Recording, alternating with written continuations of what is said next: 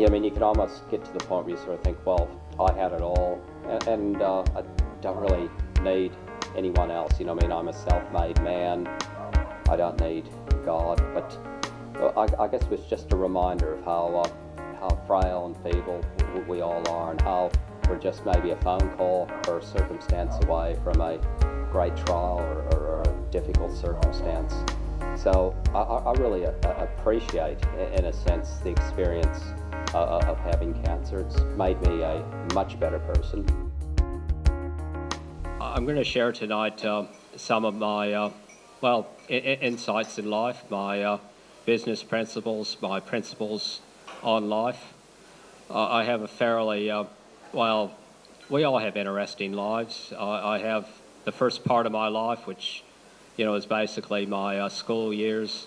Second part of my life was basically Charles Rockefeller, the dentist. The third part of my life is Charles Rockefeller battling with cancer. I was born on the 19th of August, 1959, so I just had my 46th birthday. I was born in Akron, Ohio. My parents, Herman and Edith, they're still alive. They're in semi-retirement in Queensland. I have an older brother, Herman, and a younger brother, Robert. And later in my life, my brothers were going to become incredibly important to me. Akron, Ohio at the time was in economic decline. 4 months of the year it was under snow, and it was built around the tire rubber industry. So you had Goodyear and Goodrich and Firestone all with their head offices and factories in Akron. 1968 was a particularly bad year in my mind, and I believe it was also a very bad year in the life of the United States of America. First thing which happened in 1968 was my grandmother, who worked at the family bakery. She was shot in the arm during an armed robbery. It was the middle of the Vietnam War, and as a little boy, I would have been 9 at the time, I really thought that one day I'd go off and fight in the Vietnam War. And I can remember as a 9-year-old packing parcels for the American soldiers in Vietnam. My dad was a Korean War veteran, and he knew what the American soldiers were going through. April 1968, something happened which probably changed the direction of our family's life. A white man assassinated Martin Luther King, and Martin Luther King was a good man.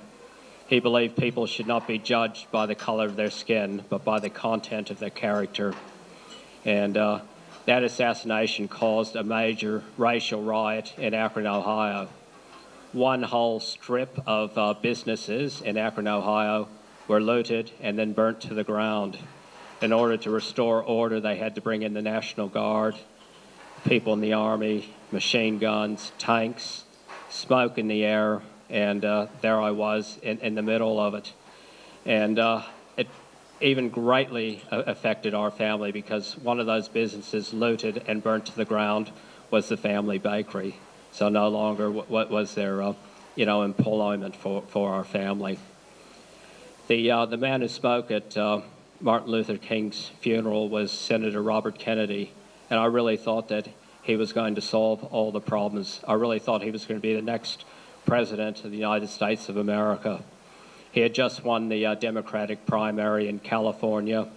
He was at the Ambassador Hotel. I was watching Senator Robert Kennedy on TV, and before my eyes he was assassinated. Here I am, a 9-year-old, very unsure about the future and fearful about dying. My dad did a very brave thing in August of 1968, leaving behind his wife and his 3 boys who he really loved. He left for Sydney, Australia. We didn't know much about Australia at the time. We don't have the communications we have these days. And my dad leaving for the family behind for Sydney, Australia. 4 months later, in January of 1969, my dad, who was very hardworking, very entrepreneurial, sent for his family, and we were reunited at the Sydney airport. I'll never forget that day, because it was the first time in my life that I ever saw my dad cry. And it was just a beautiful occasion to be reunited together as a family. But I did leave behind people I really loved in America. I left behind 2 sets of grandparents. I left behind cousins. I left behind aunts and uncles. And I was particularly close to my grandparents on my mother's side, Grandma and Grandpa Kaiser. My grandfather, he only had a high school education, and the only job he ever knew was working for the Firestone Bank. And he started off at the Firestone Bank, and he ended up being loan manager at the head office of the Firestone Bank in Akron, Ohio. He lived in a very modest home. He only ever had one home. It was a 2-story weatherboard home in the Firestone estate with all the other Firestone employees. He played sport for the Firestone team. That was his life, you know, the Firestone Bank, the Firestone lifestyle. And as far as investments go, he only knew one thing, and that was to invest in the bank. And so he'd put away a little bit of money every year and invest in bank shares.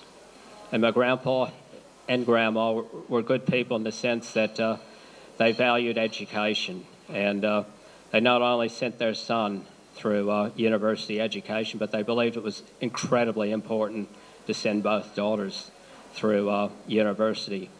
One of those daughters was my aunt. She became a nurse. The other daughter was my mother, and she became a high school teacher. The reason why they valued education was that they could see that education was the means for getting a good job. You know, I mean, it gives you a skill, it gives you a trade. Same thing about a trade. It gives you an advantage in the workforce in order to get a better paid job. So I guess that's one of my first business principles, which my grandparents taught me: the value of education. They taught me the value of trusting God. They taught me the value of family. They taught me the value of loyalty and integrity. And when my grandparents died in the early 90s, they actually had set up a trust fund for their great-grandchildren. And those lowly bank shares actually added up into a multi-million trust fund for all the great-grandchildren. Isn't that a beautiful legacy? My dad also left me with a legacy and business principles. I believed it was a very brave thing, which he did in 1968, coming out to Australia all on his own. My dad, he wasn't perfect, but I can remember my dad saying, "These Australians do something really strange, which I don't really enjoy and understand. On a Friday night, instead of going home and being with the family, they'll drink at the pub until closing time. I don't like doing that." So my dad would come home. He'd rather invest in his 3 boys and in his wife and in his marriage. And my dad used to, instead of drinking at the pub, he'd come home and he'd play football with me, he'd play baseball, and he, just developed this.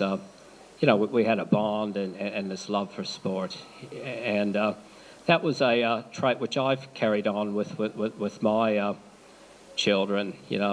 I loved coming home and just kicking the Nerf football with my daughter and with my son, and now I have the pleasure of watching my son, who's a very good football player, and watching him excel in that sport. And I sometimes think, what a pleasure it was to introduce him into something he really loves and enjoys. Another thing we used to do as a family is every week we'd go to church. I really enjoyed Sunday school because I had some great Sunday school teachers who took a real interest in my life. They really cared about me as an individual, as a teenager. And they taught me values, godly values from the Bible. I'll tell you what, life's all about values.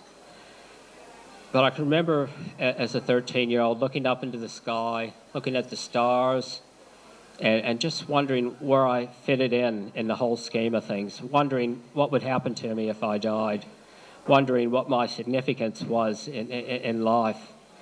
And, I was just searching and thinking because I was just wondering, does anyone really understand how I'm really feeling inside? I was a really good footballer, but I have these small hands. And I can remember getting upset with God, saying, God, I want to be a good football player. That's what I think I'm going to be in life, a professional football player. But you gave me these small hands. How can I play good football with small hands? Halfway through year 12, I was doing well in my studies, but I had absolutely no idea what I was going to do in life. And my dad organized a aptitude career test, lasted 3 hours with the personnel manager at Target Australia. At the end of those 3 hours, the personnel manager said, Charles, you are perfectly suited to dentistry and owning a dental practice. First time I ever thought along those lines. I mainly thought along commerce and accounting and law, that sort of thing. So I got good grades and I got into the dental course at university. And when I looked around at the 50 undergraduates at the dental course, I noticed that I had the smallest pair of hands. And I'll tell you what, small hands is a huge advantage, not playing football, but doing dentistry. And it was as though God knew me perfectly and made me in such a perfect way that he knew what was just perfect for me. And dentistry was. One thing I used to do every Friday night, once I finished dental school, was drink until closing time. And many times I'd drink that much that I wouldn't know what I'd done. And I enjoyed that. But walking back to my room, always felt a bit of an emptiness. Always felt terrible the next day, of course, with a hangover. And many times I'd go in my room and I'd just be searching for something more than that. Sometimes I'd even pick up a Voice magazine. That's the magazine of the full gospel businessmen, and I'd look at the magazine and read about men who've changed their life because God came into their life. Instead of being alcoholics, they've changed their life around, and now they were leading, respectable lives. And I thought, that's the sort of person I should be. That's the sort of group I should join. I just had that thought come through my mind.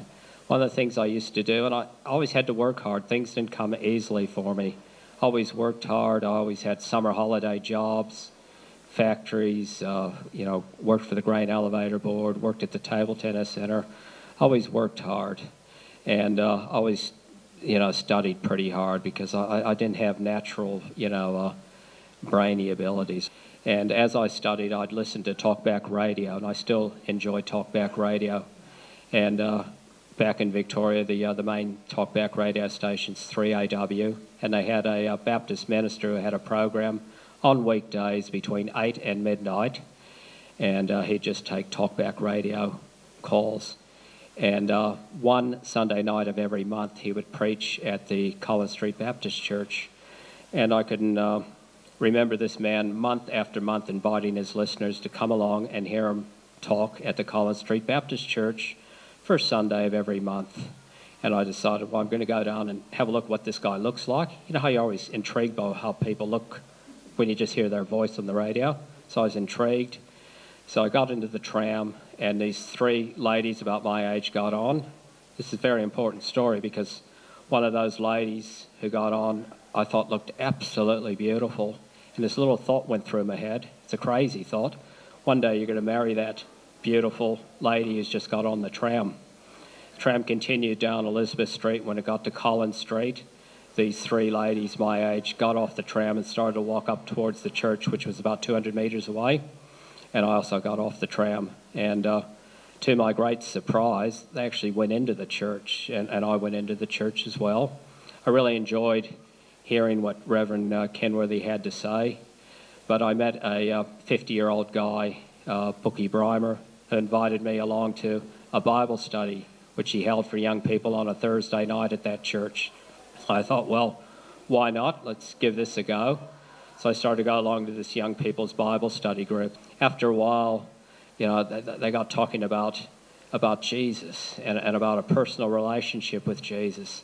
I began to understand that this Jesus fellow really understood what I was going through, what I was feeling, the pain, the emptiness.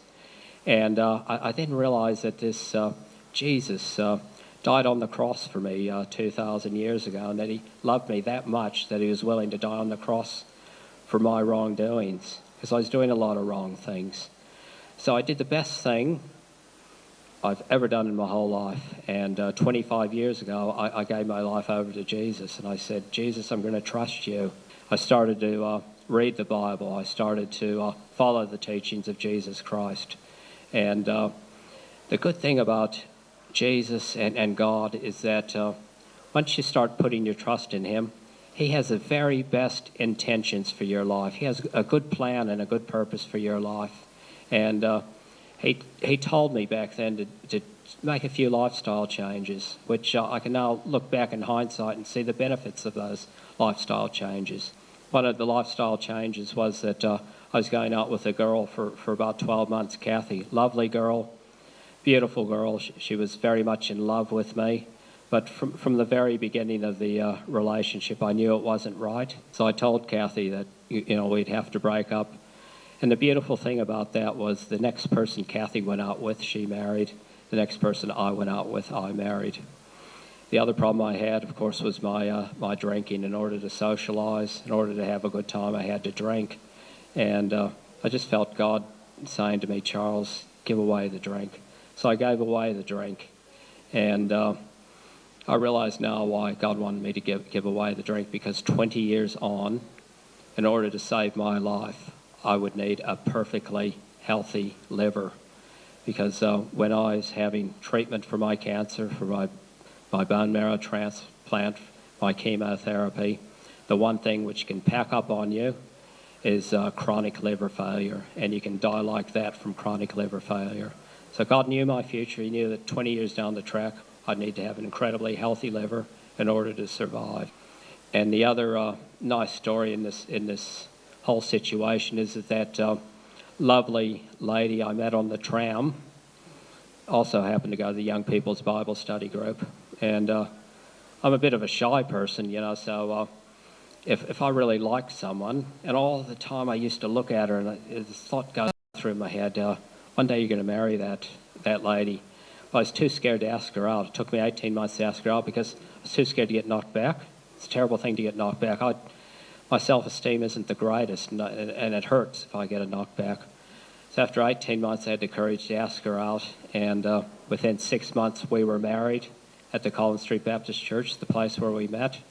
And I just reflect back on that first thought I had when I saw my lovely wife, Leanne. One day you're going to marry that woman. And again, I just reflect back, how good is God? I know those were God's thoughts. And, He just had such a good plan and purpose for my life.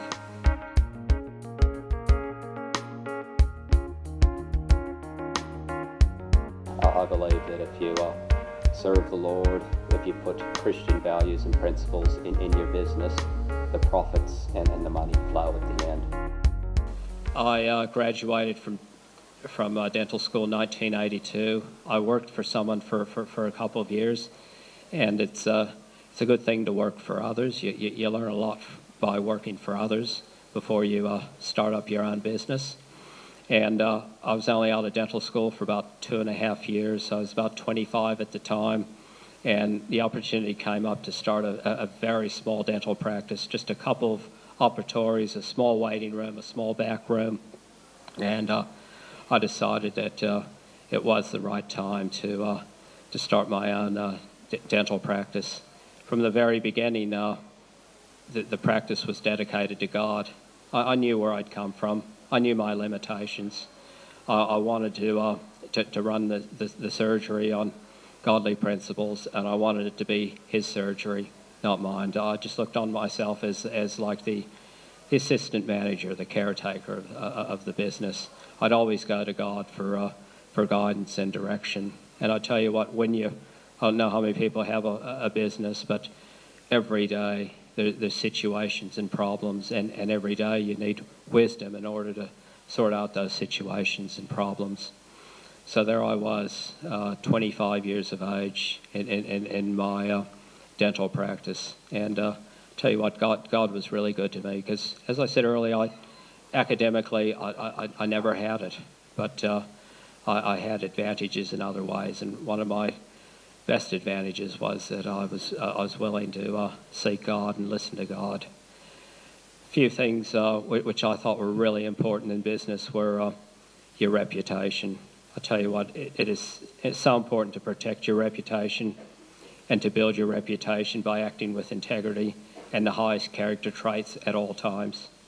Your business and personal reputation will become your best form of advertising and referrals. And back when I started, you couldn't legally advertise as dentists, so it was all word of mouth. And I'll tell you what, dishonest business done in secret usually grows to the point where you'll be exposed in public to your personal shame.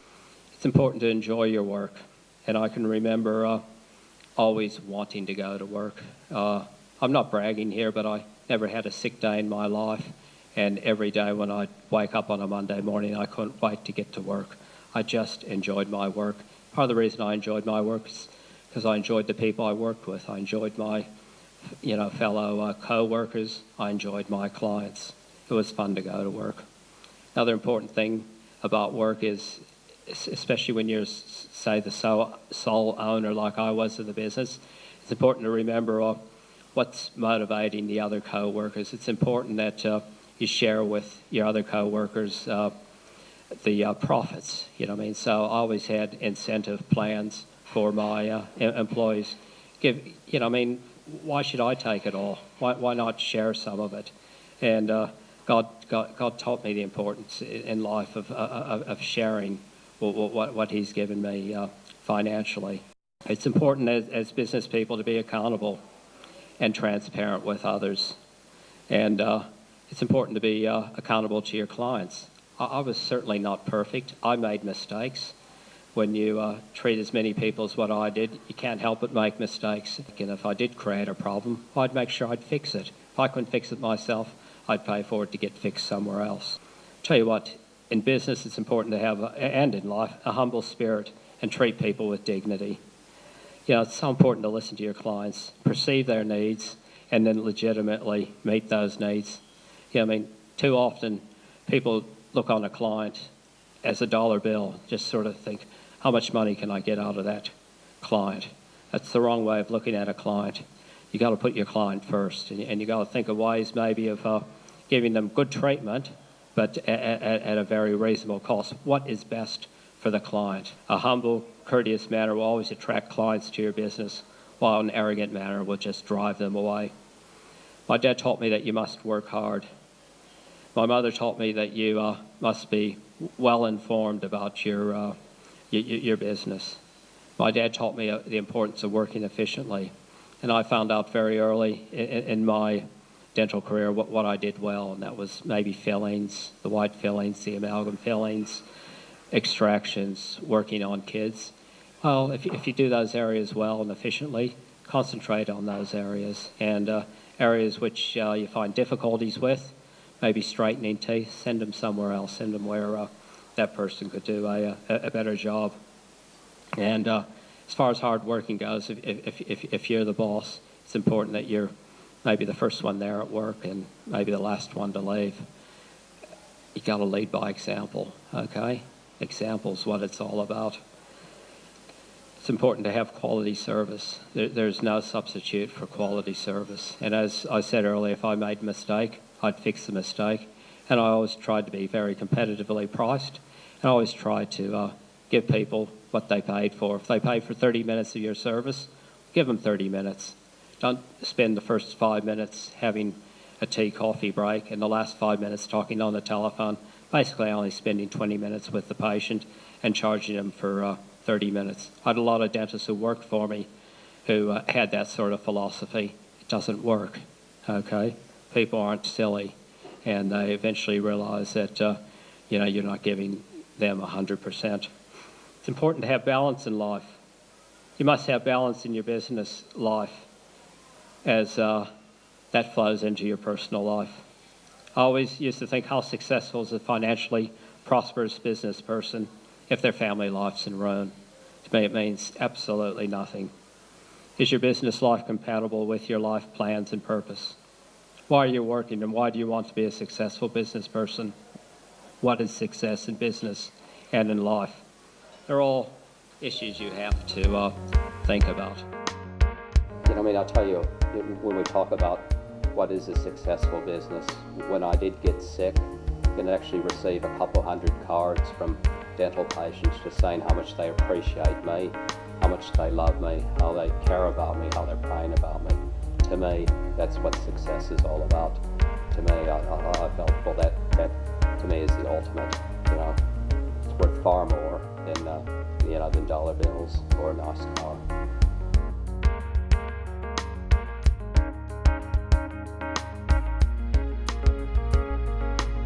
I feel God in my sickness. I just felt a real closeness and a knowledge that God truly understood what I was going through, and He just loved me, intensely.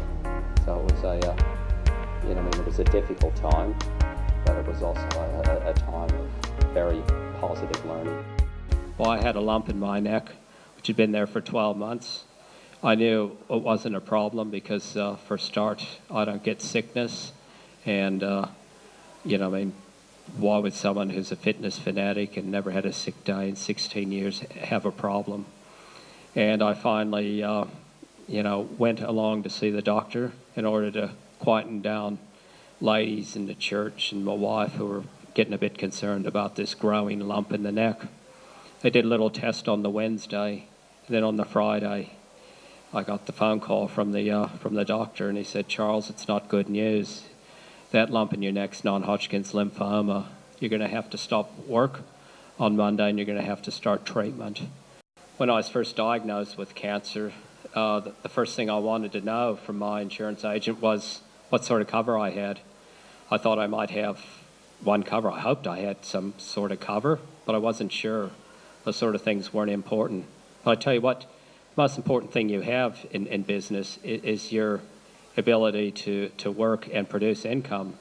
So it makes good sense to ensure your life, your livelihood, your working ability. So when I got sick, I was too scared to ring up the insurance agent. My wife did, and he went away, and he was a good man. I trusted him, and he looked after all my insurance, and he said, "Charles, you don't have a insurance policy for your sickness. You actually have 3.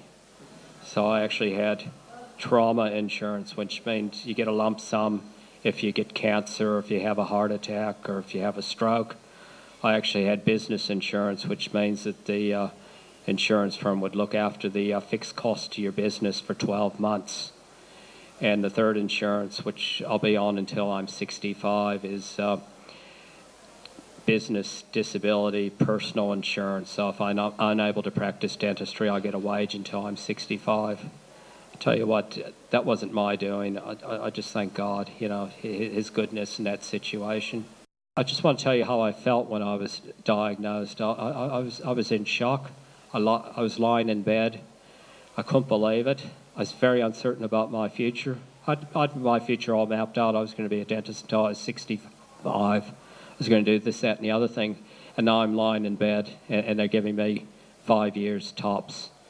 And I can remember exactly a week later, on the following Friday night, a week after I was given that initial diagnosis, I was just lying in bed, very uncertain about my future, and I just happened to turn on the Christian radio station.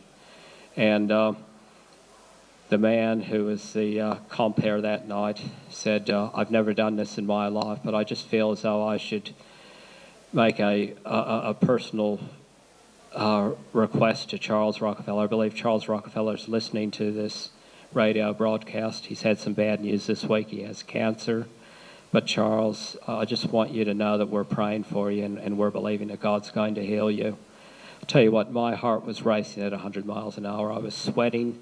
To me, that was a direct word from God. And it gave me the faith to ask God for 10 years. I said, "God," and I'd cry to God. I said, "God, I want longer than 5 years. I want 10 years. I want to see Michael and Stephanie at their 21st. I want to see them at their wedding." And I had 2 dear friends, 2 people I really respected, 2 people who independently, about 2 weeks apart, said they had a word from God for me. And both of them said exactly the same thing. They said, "Charles, you're going to go through a hard, tough, difficult years. It's going to be incredibly painful. It's going to be incredibly hard. but this cancer which you have will not kill you. God will heal you. And I was just so encouraged. And that's exactly what basically happened in my life. With my particular form of cancer, the non-Hodgkin's lymphoma, conventional treatment of chemo and radiation over a 2-year period did work, and at the end of 2 years the cancer had come back in a very aggressive manner, and it had just taken over everywhere in my body, including the bone marrow. And my only chance of a cure would be a bone marrow transplant.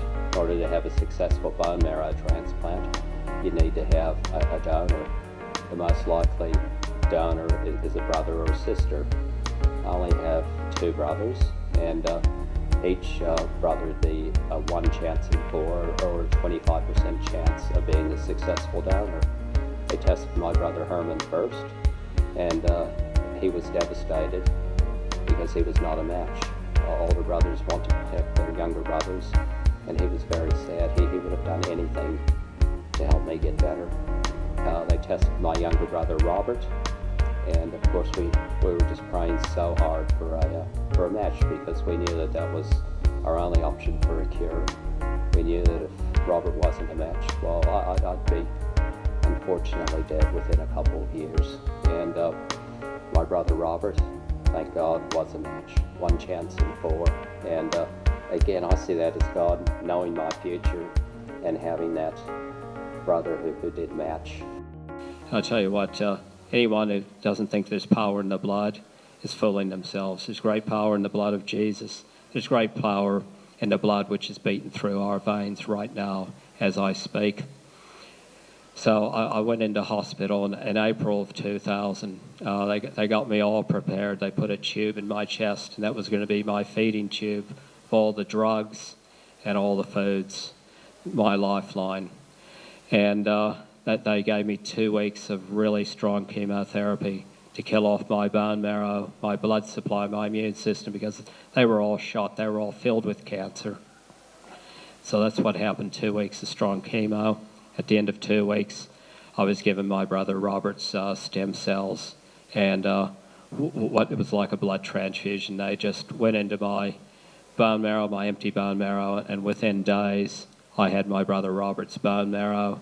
Within a week, I was beginning to have my brother's blood supply, and within a couple of weeks, I had my brother Robert's immune system. And that's what actually destroyed the cancer, because it would then recognize the cancer as being bad and foreign and want to destroy it. My body didn't see that, but my brother Robert's blood supply, immune system, and bone marrow did recognize the cancer and destroyed the cancer. And I can remember the hospital. I was in hospital for 6 weeks, and the hardest thing about hospital for me was at night. They put me to bed at 8 o'clock at night, and then I'd be in darkness until about 7 the next morning, all by myself. But I was fortunate. I had a friend who was always with me, and that friend was Jesus. Often I'd cry out to Jesus, and he'd give me strength, and he'd give me hope. I can remember a night when I heard this horrific screaming, and I don't know if any of you people have ever heard a man scream as they're dying, but I heard this man screaming for 2 hours, and then it stopped. I asked the doctors the next morning what had happened. They said, well, we lost him last night. He died. And death was a reality. I knew that death was a reality for me. I didn't want to die, but I was prepared to die. And I had a great peace and assurance that if I did die, I'd be out of this pain and I'd be in the arms of Jesus for eternity. And that was a wonderful feeling. I just want to tell you one more thing about this transplant. When I got my brother Robert's blood supply, immune system, and bone marrow, that of course saw the cancer as being foreign, and it wanted to destroy the cancer, and that's what actually destroyed all the cancer in my body. And 6 months after transplant, they said, Charles, you are free of cancer. You've been cured. And I thank God for medical science, and I thank God for his goodness that I can be here tonight and share my story. But the other thing, which my brother Robert's, blood supply and immune system, it saw my organs as being foreign, because Robert's blood supply immune system sees Charles's organs, wants to attack those organs because they're foreign. And I used to ask God, God, give me enough of this graft-versus-host disease in order to kill the cancer, but not that much that it's going to kill my liver, it's going to kill my lungs. Because almost overnight, my lung function went from 120 to 50, and I was struggling to breathe. You know what I mean? And I was getting these lung infections. And my liver, although I had a perfectly healthy liver, it was in chronic liver failure. All of us here tonight are going to face tough and difficult times in our lives. And I'm here tonight to tell you about how we're all weak as individuals, how we all need help. It's not a bad thing to cry out and ask for help.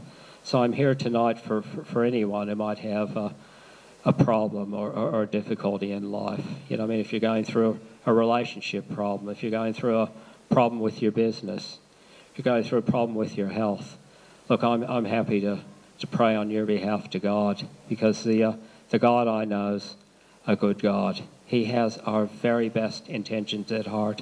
He really does. He wants the very best for each one of us. I've seen that firsthand in my life. If I had to sum up God, I'd say he's been so good and so faithful to me in every area. You learn a lot from going through those tough and difficult situations, but I don't want you to be going through them alone. I want you to be going through them with someone helping you. I had my family to help me, but my greatest help was God. So I'm here tonight for anyone who has any sorts of issues, any sorts of problems, to pray for you. And the good thing about God is I've seen firsthand and secondhand and thirdhand how God cares about us and how he does answer prayers and how he wants the very best for our lives. Thank you.